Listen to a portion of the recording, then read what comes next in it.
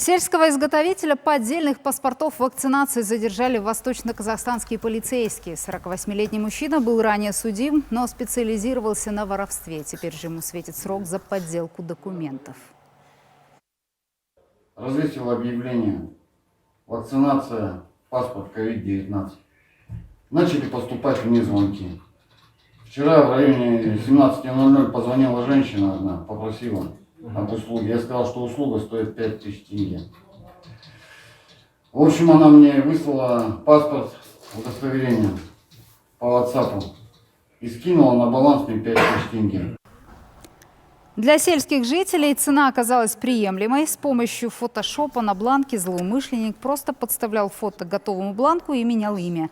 Однако такой документ не более чем картинка, ведь доступа к базе данных у фальсификатора не было. Соответственно, и для системы ошибок документ бесполезен. Однако полицейские все же задержали незадачливого изготовителя. В настоящее время в отношении подозреваемого начато досудебное расследование по статье 385 «Подделка, изготовление или сбыт поддельных документов» и статье 190 «Мошенничество» Уголовного кодекса. Устанавливаются и допрашиваются все граждане, которые обращались к нему для получения поддельных паспортов вакцинации.